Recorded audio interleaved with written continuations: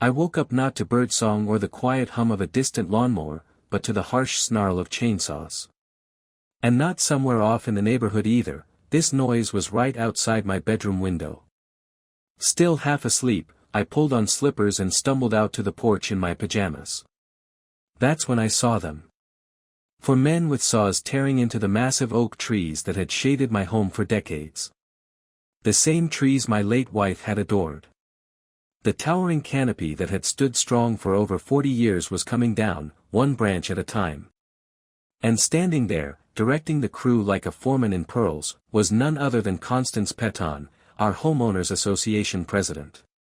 She sat perched in front of her gleaming white Escalade, finger pointing, barking instructions, and grinning like she was hosting a block party. What she didn't realize was that her little spectacle was about to cost her everything. Because those oaks weren't just decorative, they stood well within my property line. And her reckless stunt? It triggered a paper trail that would unravel 3 years' worth of fraud, theft, and the most outrageous real estate scam I'd ever seen. So let me ask you, what would you do if your HOA destroyed $50,000 worth of healthy trees just to improve a neighbor's view of the lake? Drop a comment and tell me where you're tuning in from. Because me? I turned her illegal tree-cutting stunt into a $1.4 million judgment that left me in charge of the very neighborhood she once ruled. 3 years earlier. Back up 3 years. My name is Garrett Blackwood, age 52. I just hung up my hat after a long career as an electrical engineer. Newly retired, newly widowed, and searching for a little peace. That's when I found what I thought was my forever home, a corner lot tucked inside Millbrook Estates, Ohio. It was everything I wanted, 1.2 acres, plenty of privacy, and 6 magnificent oak trees that had been growing since the 1980s. I closed on the house only 6 months after losing my wife, Sarah, to cancer. Those trees became my anchor. Every morning I'd sit outside with coffee, let the sunlight stream through the leaves, and listen to the echoes of her laughter in the branches. Sarah had always believed trees were proof that beauty could outlast storms. They grow stronger after every season, she used to say. And somehow, that thought gave me comfort. The realtor who sold me the property was none other than Constance herself. Blonde, sharp-featured, and just a little too polished. She had that forceful suburban confidence that screamed, "I run this place." Her white Escalade even had a license plate frame that read "Blessed" in sparkly silver letters. During our closing, she slipped in a casual remark, "Oh, and I'm also the HOA president. Don't worry, though. It's really just a formality. We hardly have any rules here." Looking back, that should have been my first warning sign. The first red flags.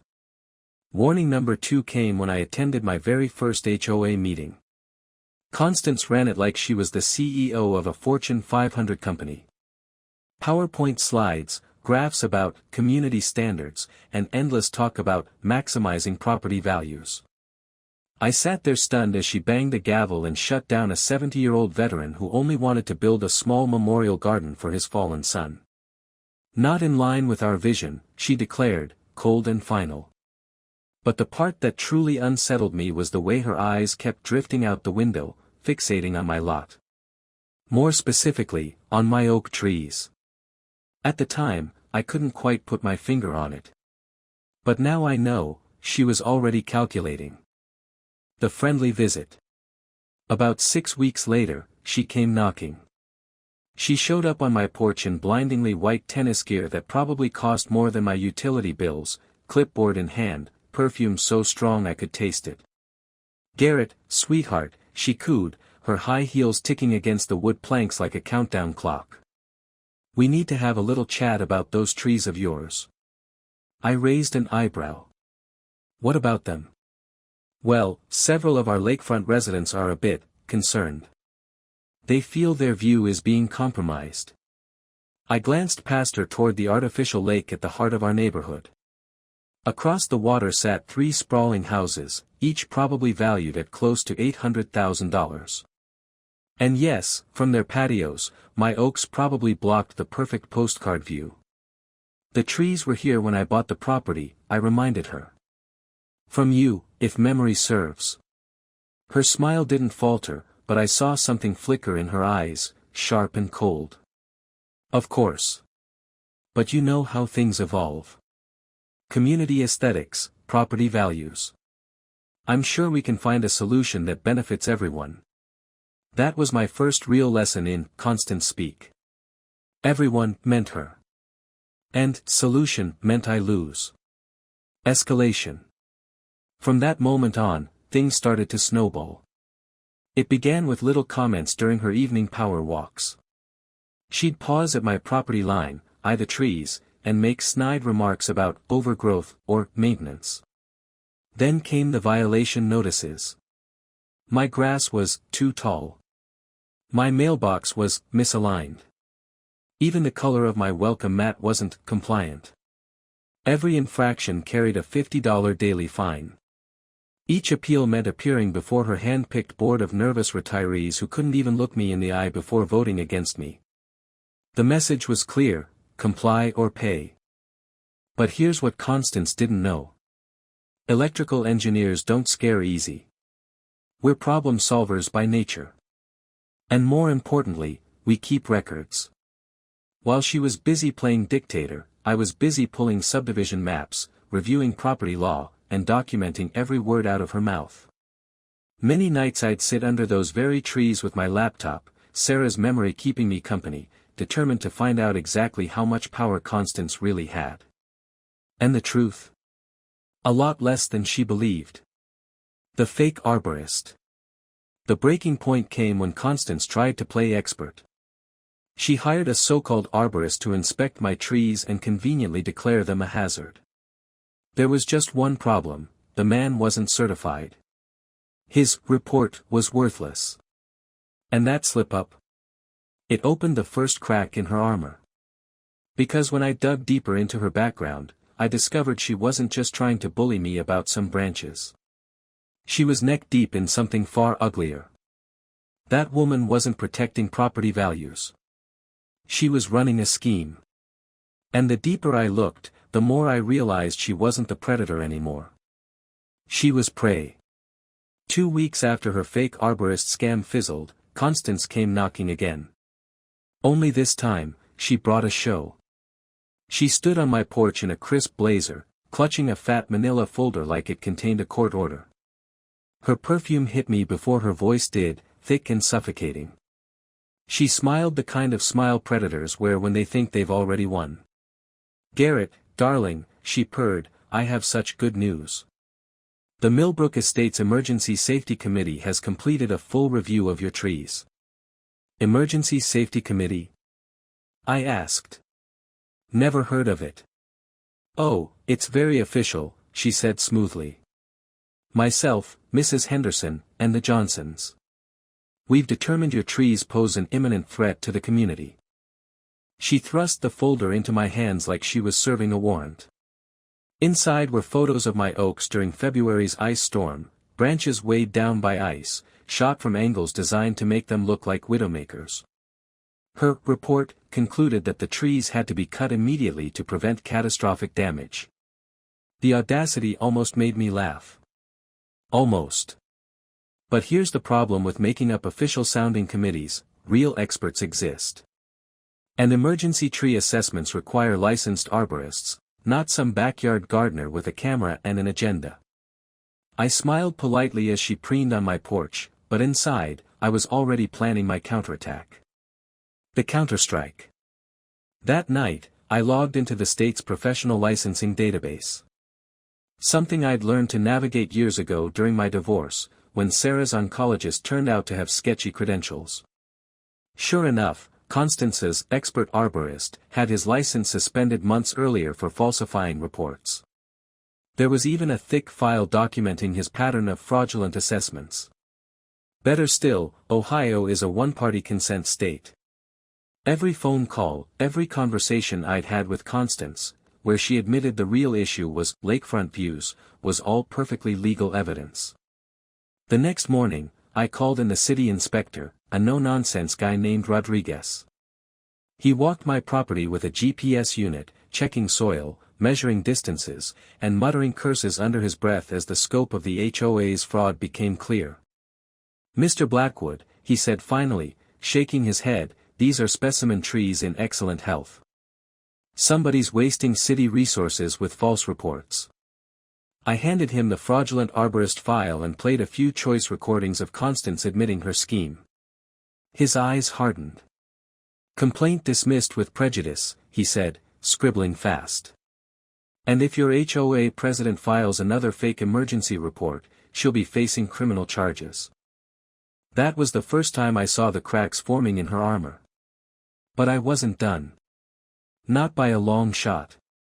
Digging deeper. With the safety complaint thrown out, I decided to push further. Something had been gnawing at me. Where exactly did my property lines fall? I dug out the original subdivision plat from 1987. And what I discovered nearly knocked me off my chair. My corner lot extended 15 feet further toward the lake than the current survey markers showed. Somewhere along the way, the boundaries had been quietly shifted. My neighbor's decorative gardens and dock access. They sat squarely on my land. I'd seen this kind of manipulation before, during my father's estate settlement. Rule number 1, original plats always trump later surveys. What's written in your deed is gospel, even if someone moved the stakes. Armed with this, I confronted Mrs. Henderson, one of the board members. Her face drained of color the moment I showed her the documents. "Garrett," she whispered, glancing over her shoulder, "I need to tell you something. Constance said you were planning to cut the trees down yourself for insurance money. She told us if we didn't support her petition, our retirement savings would tank because property values would fall." I stared at her in disbelief. "And you believed her?" Her voice trembled. "She's done it before. Remember the Williams family on Elm Street? She forced them to remove their maple tree for blocking a view. They ended up selling rather than keep fighting her. That night, I sat under my oaks, legal pad in hand, listening to the lap of the lake against what I now suspected were illegally placed docks. The pieces clicked together. Constance wasn't just harassing me. She was running a property manipulation racket. And when I decided to investigate her own lakefront lot, that's when I uncovered the bombshell. The bombshell. Her mansion, the gleaming palace she flaunted at every community event, should never have existed. According to bankruptcy filings from the original developer, her entire lot had been set aside as community green space. Meaning, Constance Peton might not legally own the land her house was sitting on. It explained everything. The harassment. The power games. Her obsession with control. She wasn't protecting the neighborhood, she was hiding her own fraud. The morning after my property line revelation, Constance struck back like a cornered animal. When I opened my front door, 5 violation notices were rubber-banded to the handle. Each one more absurd than the last. Grass height, 0.3 inches over the community standard. Mailbox color, unauthorized charcoal instead of regulation navy. Christmas lights, left up 14 days past the acceptable holiday period. Welcome mat, non-compliant shade of earth tone instead of approved neutral beige. Garden hose, visible storage violation.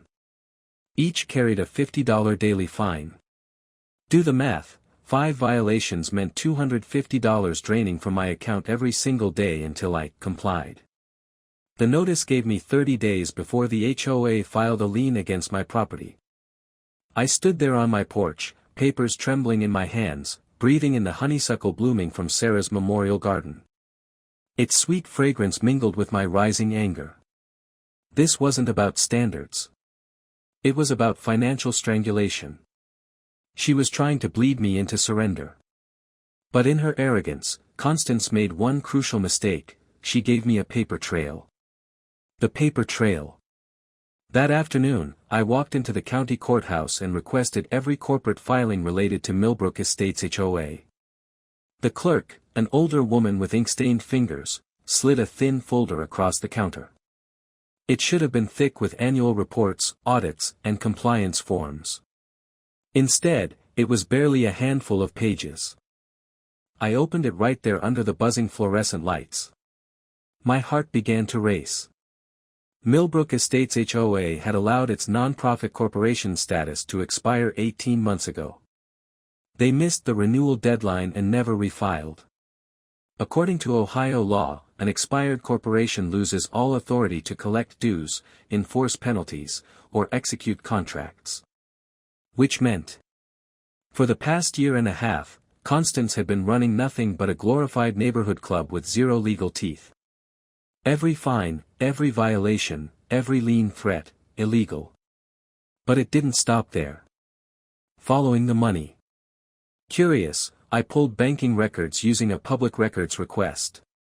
That's when my jaw nearly hit the courthouse floor. The HOA's account wasn't registered to Millbrook Estates at all. It was tied directly to Peton Properties, LLC, Constance's real estate company. Every homeowner's dues for the last 2 years had been funneled into her personal business. Nearly $250,000 in community funds redirected into her private accounts. I'd stumbled onto systematic embezzlement. I picked up the phone and called the Ohio Attorney General's fraud hotline. The investigator barely let me finish before interrupting. Mr. Blackwood, you're alleging over $200,000 in stolen funds? That's just the tip of the iceberg, I said, flipping through the stack of bank statements. She's been using our money to fund fraudulent violation reports and pay for fake committees. The investigator's tone sharpened. We'll need every document you have. I promised to deliver. And while assembling my evidence package, I dug even deeper into Constance's history. A pattern of abuse. What I found turned my stomach. She had pulled this exact scam before, twice. 2 other neighborhoods, 2 other HOAs. Each time, she weaponized fines, drove families into bankruptcy, and then assisted with the sale of their homes at cut-rate prices. Guess who handled those sales? Peton Properties. She wasn't just abusing power. She was running a property theft operation, hiding behind HOA bylaws. And she'd been arrogant enough to brag about it on Facebook. Scrolling through her posts, I found photo after photo of trees being cut down, captioned with lines like, "Improved community sightlines," and "Protecting property values." What she thought was good PR was, in reality, a written confession. Rallying the board. I called an emergency meeting with the few board members who weren't blindly loyal to her.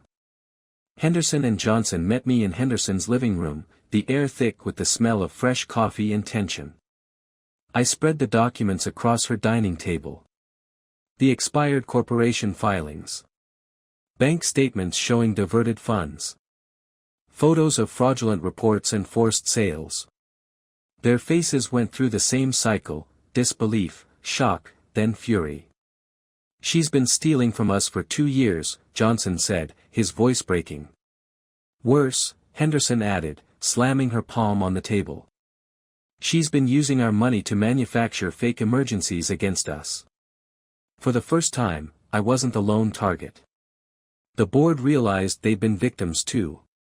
But Constance? She wasn't about to roll over. And her next move would push everything to the breaking point. Constance didn't waste time licking her wounds.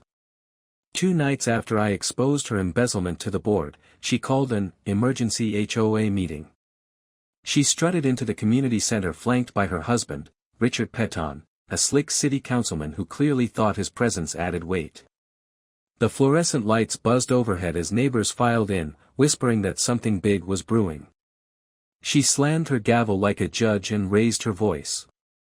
"Ladies and gentlemen," she announced, "Mr. Blackwood's refusal to comply with safety standards threatens every one of your property values.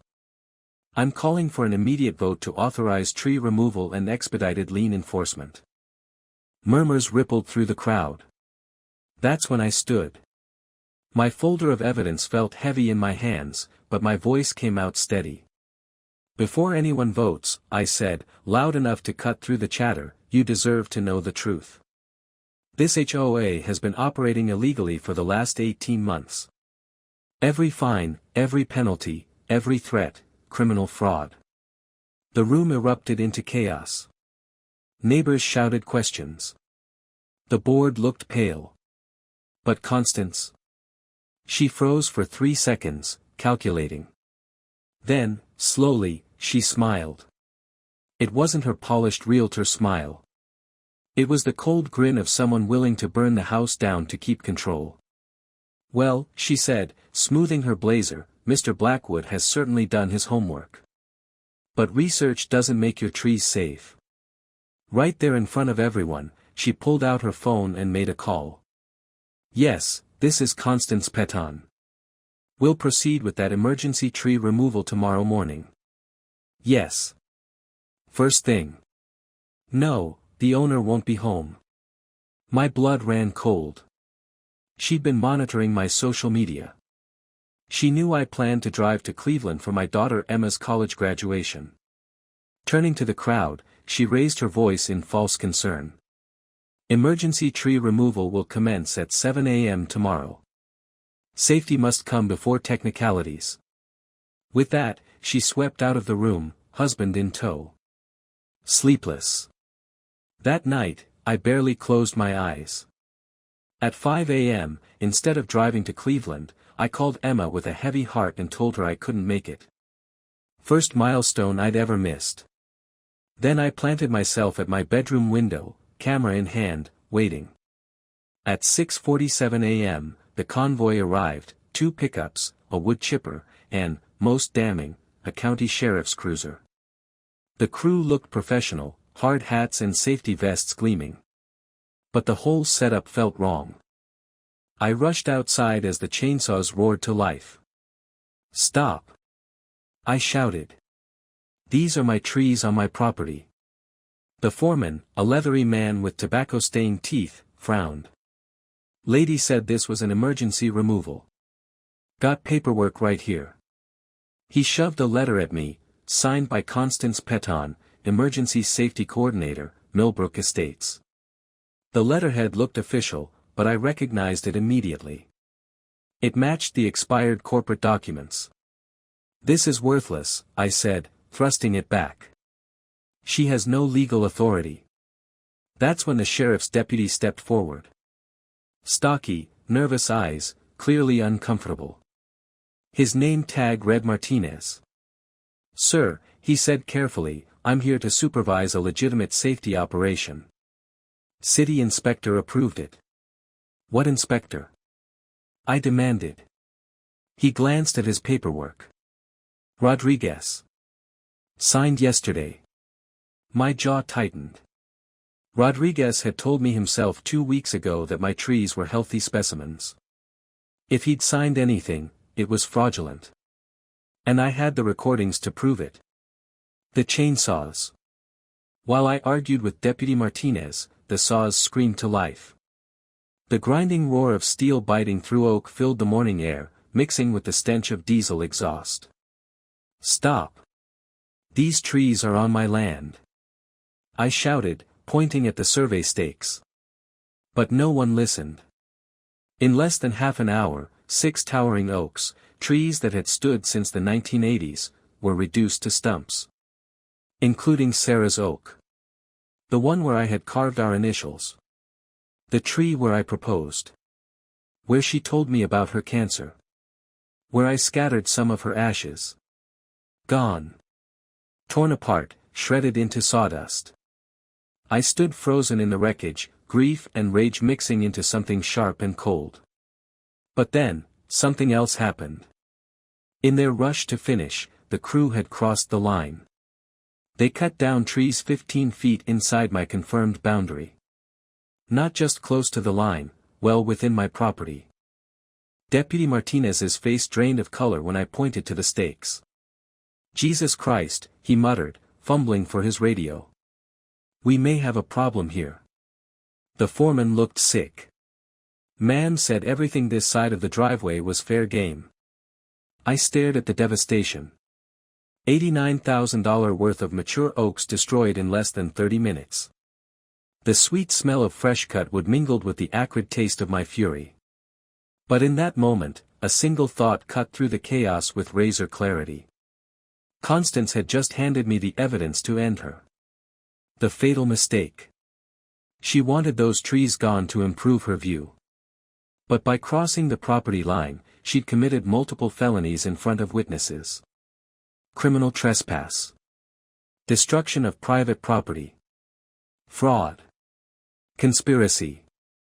All supervised by a sheriff's deputy who now realized he'd been duped.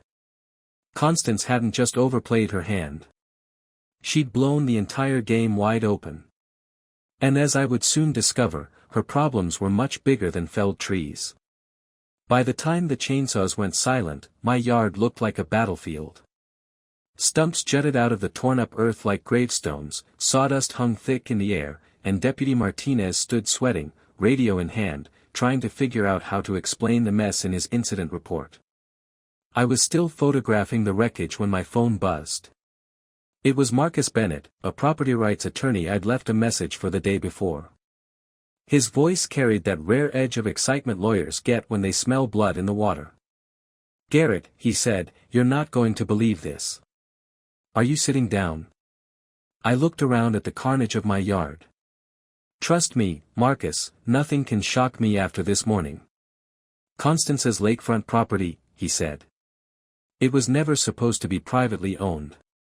According to the original 1987 development filings, her entire lot, house, dock, everything, was designated as community green space."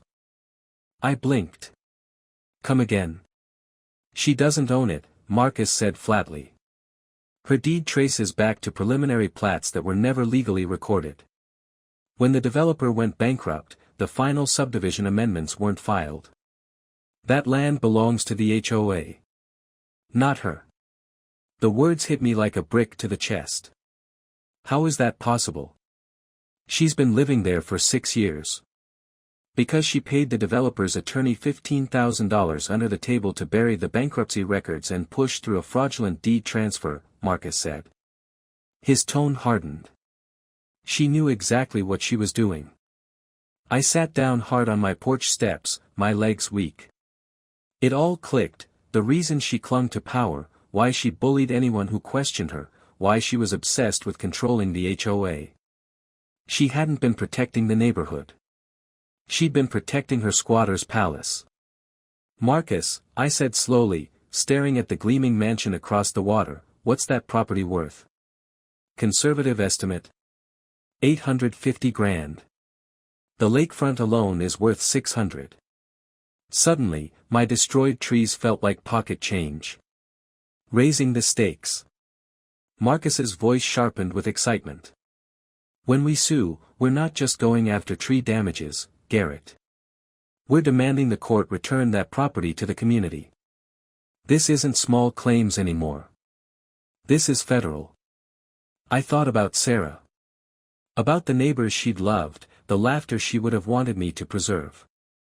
Constance had gambled everything on one illegal chainsaw stunt, and in doing so, she had handed me the evidence to dismantle her empire. "How long do you think she's known this day would come?" I asked. "Based on her behavior?" Marcus said grimly. "She's been preparing an escape plan for months. But it's too late. She just committed felonies to cover up a civil fraud. There's nowhere left to run." The war room. Within 48 hours of the massacre, my quiet retirement home had transformed into something out of a legal drama. Marcus arrived with 2 associates, boxes of files, and a forensic accountant named Lisa Rodriguez. My dining room table disappeared beneath color-coded binders and spreadsheets. "Garrett," Marcus said, spreading out documents like a general unrolling battle maps, "we're not just filing a lawsuit. We're dismantling a criminal enterprise that's been running for 6 years." Lisa's sharp eyes scanned her laptop as she pointed to columns of figures. "She's diverted $347,000 in HOA funds into her personal accounts. Landscaping contracts paid to shell companies she owns, maintenance jobs billed but never performed, and, my favorite, $23,000 in emergency legal fees that actually went to her divorce attorney." I shook my head, stunned. And then Marcus introduced Janet Morrison, an environmental lawyer who specialized, believe it or not, in tree law. 6 mature white oaks with 40-year growth patterns, Janet explained, laying out glossy photographs. Replacement value, $89,000. But that's just the start. Soil disruption means slope instability, possible erosion, even foundation risks for surrounding homes. You're looking at damages stretching into 6 figures. The third attorney specialized in RICO cases, the same statutes used to prosecute mob families. Pattern of fraud across multiple victims. Financial theft over federal thresholds. Conspiracy with public officials, he rattled off. This isn't just HOA abuse. This is organized crime. I sat back, listening to the words swirl around me. Fraud. Conspiracy. RICO. My late wife's memorial grove might have been reduced to sawdust, but now, I had an army at my side. Constance thought she'd cut me down. In reality, she'd planted the seeds of her own destruction. Word of the tree massacre spread through Millbrook Estates faster than wildfire. By Monday morning, my phone was ringing non-stop. First it was Henderson. Her voice trembled with anger. Garrett, I've been digging through my files. Constance overcharged us $8,000 for community center repairs that were never even completed. Then Johnson called. She made me tear down my garden shed because it didn't fit community standards, he said bitterly. Then she had her landscaping company put up an identical shed at her place, paid for with HOA funds. By Thursday, 7 different families had documented nearly identical harassment campaigns. The same pattern every time, fake violations, daily fines, threats of liens. And always, somehow, the outcome benefited Constance. The smoking gun. The real break came Friday evening when I received an unexpected call. Mr. Blackwood. The woman's voice was shaky. This is Carol Martinez. My husband's the deputy who supervised that tree cutting. I think you need to hear something. I gripped the phone. Go ahead. He came home sick to his stomach. Constance told him the city authorized the removal, but when he checked with his supervisor, there was no record. Worse, she hesitated. She slipped him $500 in cash. Told him it was overtime pay if he didn't ask too many questions. My jaw clenched. That was it, the missing piece. Bribery of a law enforcement officer. Carol's voice hardened. He thought it was just hazard pay until he realized what really happened. He's been sick with guilt ever since. That sealed it. Constance wasn't just bending rules. She was openly buying cooperation. Coordinated strike. Marcus wasted no time. All weekend, my dining room turned into a legal war room.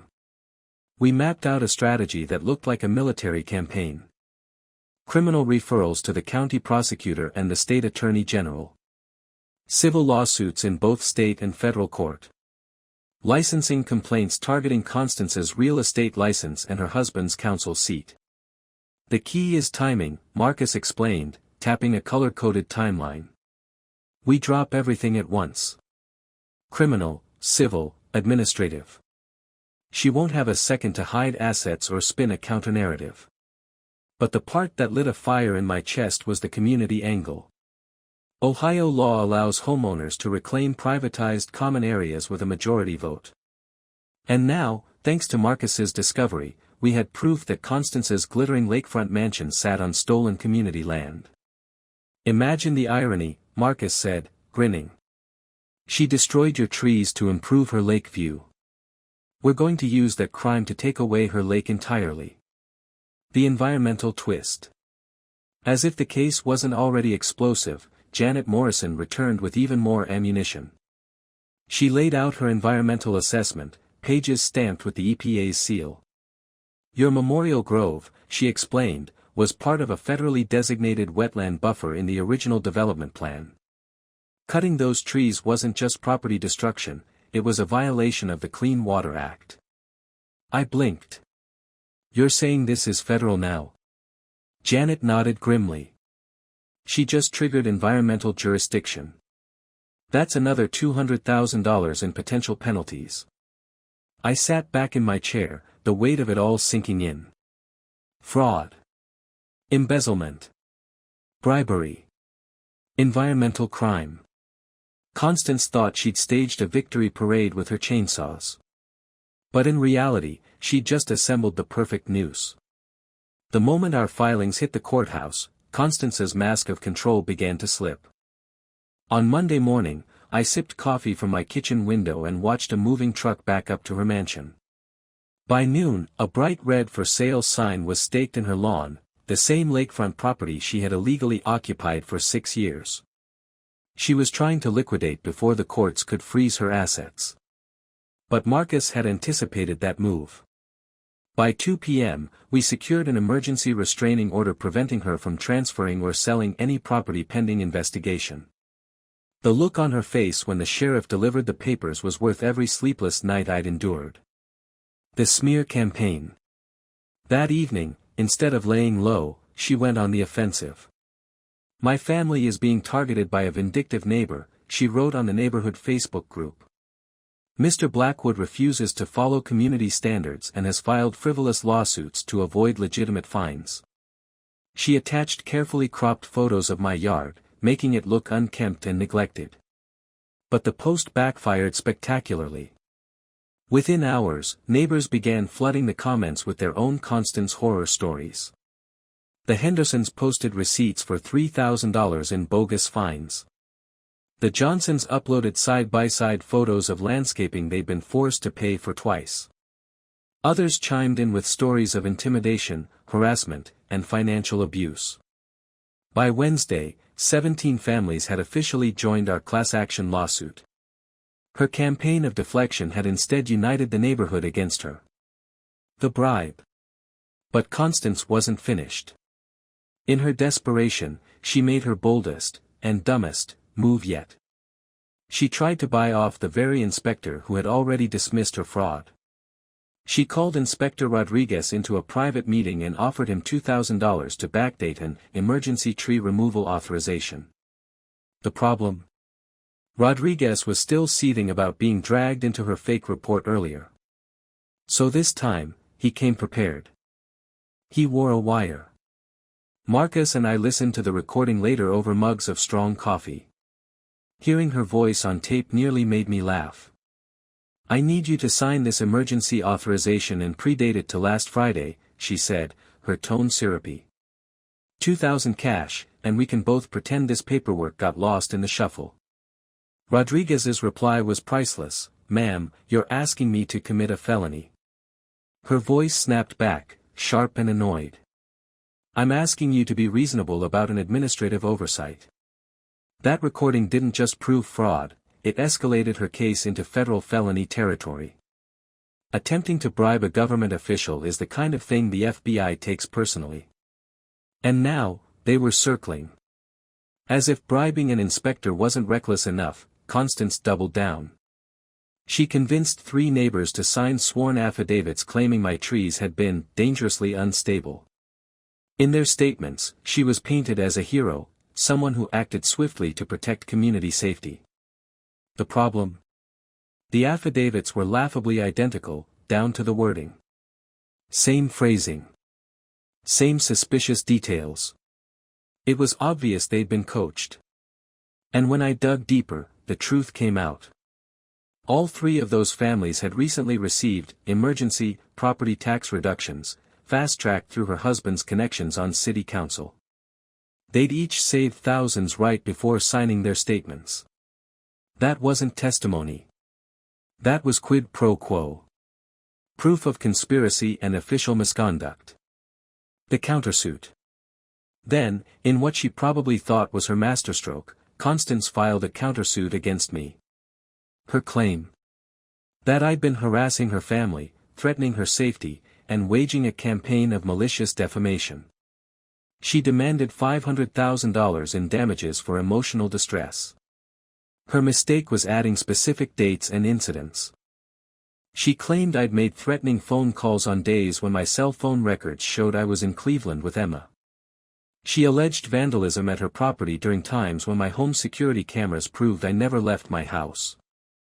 Marcus actually laughed as he read her filing.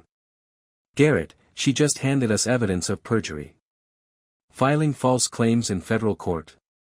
That's another felony." The neighborhood rises. Meanwhile, the tide in Millbrook Estates had turned completely. Neighbors who once tiptoed around Constance now rallied together. Meal trains appeared at my door. Volunteers offered to help replant my destroyed grove. A legal defense fund raised $12,000 in just 3 days. But the most powerful act of resistance came from Carol Martinez. Furious at how Constance had dragged her husband into the mess, she organized a petition demanding Constance's immediate removal from the HOA board. Within 48 hours, 41 of 47 households had signed. At the next impromptu community meeting, Carol stood tall under the buzzing fluorescent lights, her voice trembling with passion. "We're done living under a dictatorship," she declared. "She stole from us, destroyed Garrett's property, and turned our neighborhood into a war zone. Enough is enough." Applause thundered through the room. Even Deputy Martinez stood at the back with his arms crossed, nodding in grim agreement. Constance had ruled this neighborhood for years through fear. But now, her kingdom was collapsing from every direction. And the walls hadn't even finished closing in. By Friday, Constance was flailing. Federal investigators had frozen her accounts. The state licensing board suspended her real estate credentials. And her husband, Richard, faced ethics inquiries that threatened to end his political career. But Constance wasn't finished. Not by a long shot. On Saturday night, she announced an emergency HOA meeting for the following afternoon. The agenda promised resolution of disputes and important financial decisions. The moment I saw the notice, I felt a knot in my stomach. She was planning something drastic. I paced my kitchen half the night, unable to shake the feeling that it was a trap. At 3 a.m, my phone buzzed with a text from an unknown number. "She's planning to dissolve the HOA tomorrow and claim bankruptcy protection. Thought you should know. A friend." My blood ran cold. If she dissolved the association, all the financial records tied to it could vanish into a legal void. Our property reversion claim. Complicated. The embezzled funds.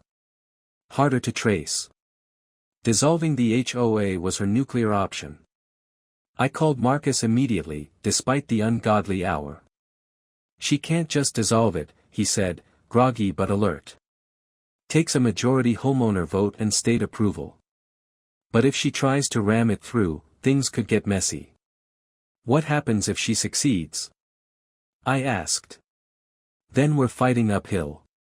Much harder. We need to be ready tomorrow, with evidence in hand." An unexpected ally. Sunday morning brought a knock at my door. It was Deputy Martinez.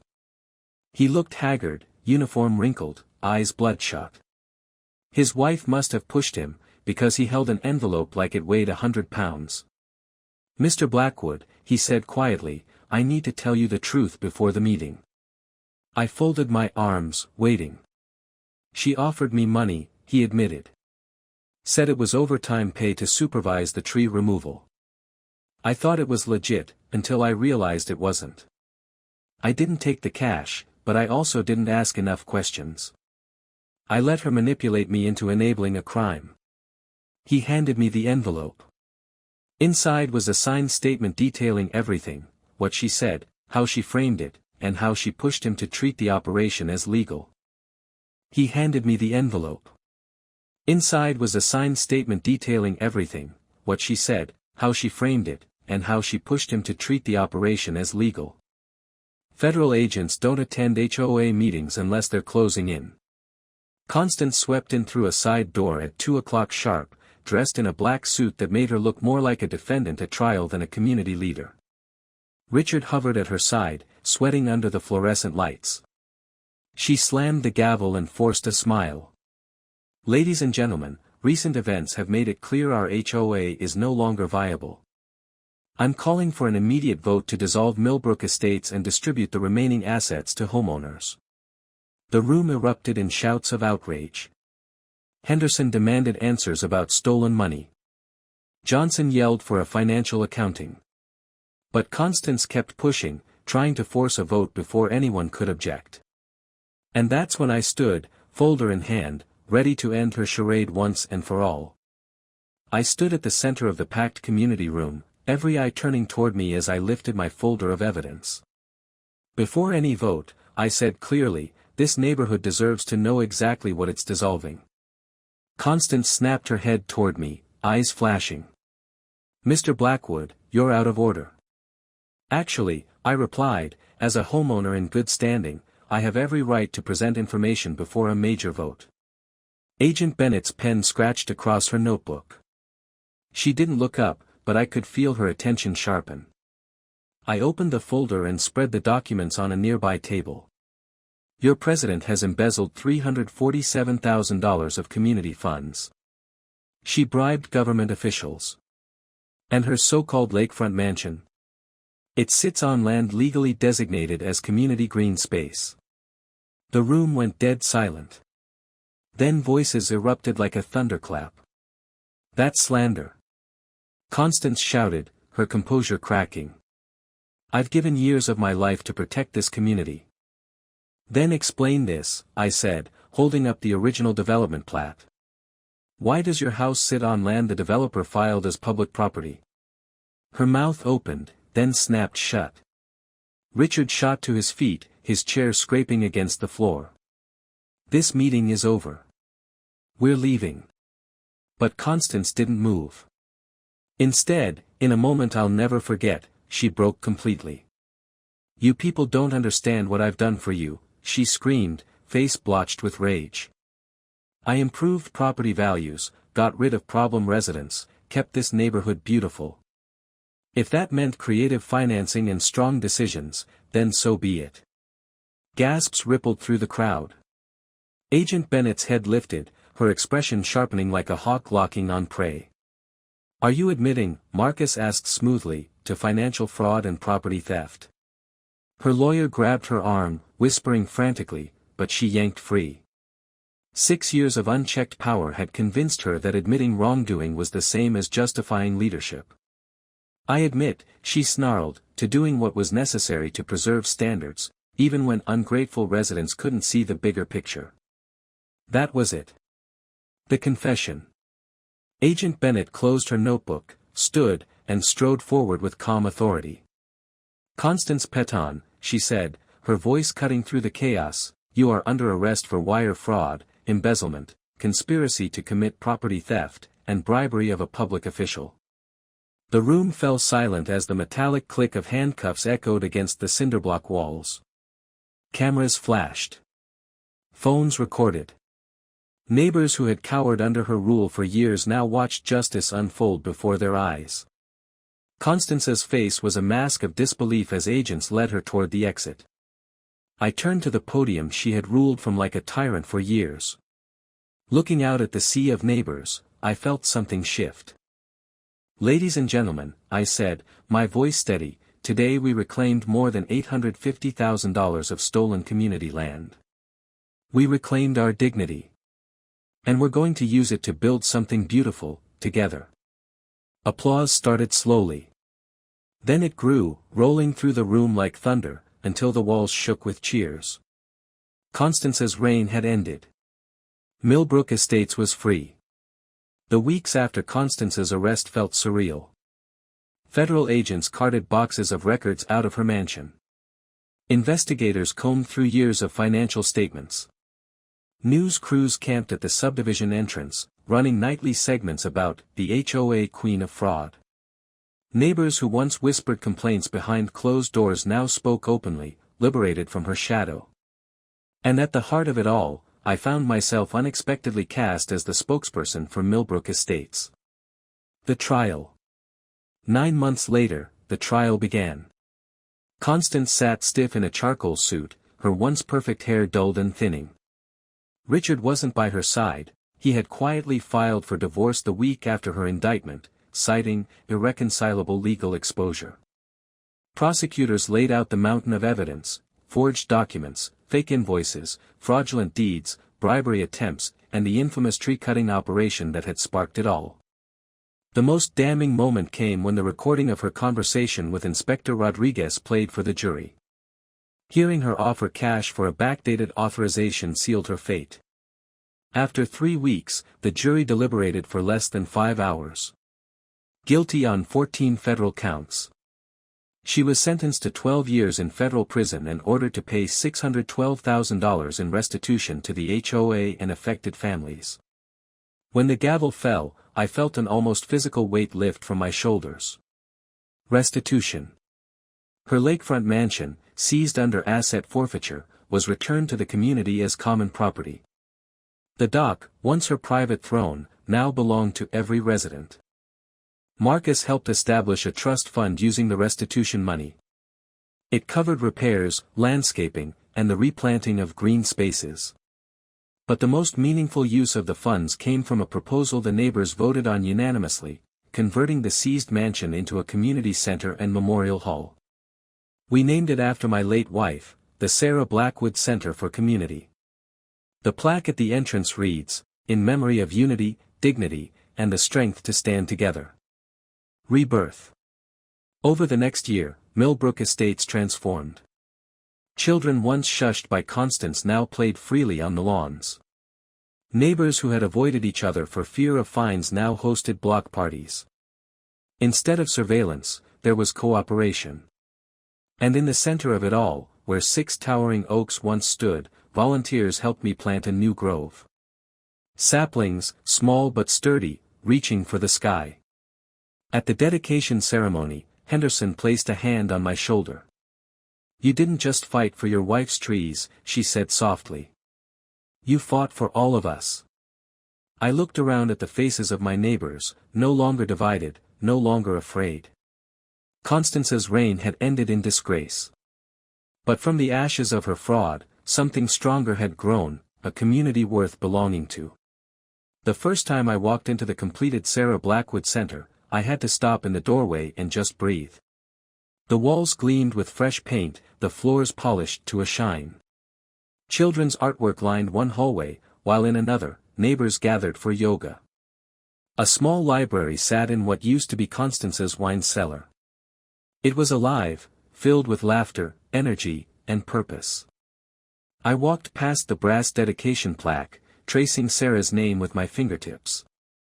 For a moment, I could almost hear her voice again, soft, encouraging, always reminding me that dignity wasn't about pride, but about standing up for what mattered. The grove. Behind the center, on the slope that once held the grove of mature oaks, stood a ring of young trees. Thin trunks, leaves fluttering in the breeze, their roots taking hold where Constance had tried to erase my memories. Neighbors had gathered that spring to plant them, each sapling marked with a ribbon. Some ribbons bore names of loved ones. Others carried simple messages: hope, resilience, family. I planted the one with Sarah's name myself. My hands trembled as I packed the soil, but when I stepped back, I felt peace for the first time in years. The grove wasn't what it once was. But it was alive again. Growing. And so was I. Lessons. When I first moved to Millbrook Estates, I thought I was buying peace and privacy. What I got was a battlefield. But in that struggle, I learned something Sarah had always tried to teach me: true community isn't built by rules and fines. It's built by people who look out for each other, even when it's hard. Constance tried to rule through fear. She used threats, lies, and intimidation to control everyone around her. In the end, it wasn't the lawyers or the FBI that broke her hold. It was ordinary neighbors who finally stood together and said, "Enough." Closing. I visit the grove often. Sometimes at sunrise, sometimes in the quiet of evening. I'll sit on the bench the neighbors placed there, close my eyes, and listen to the leaves whispering overhead. They're still young, still small. But they're reaching upward, resilient, unstoppable. Just like us. Millbrook Estates isn't perfect. No community ever is. But it's ours again. Free, united, and stronger than the chains that once bound it. And whenever I walk past that plaque with Sarah's name, I know, her legacy didn't end with the trees. It lives on in every laugh at the community center, every handshake between neighbors, every ribbon fluttering in the wind. She would have loved this. And for the first time in a long while, so do I.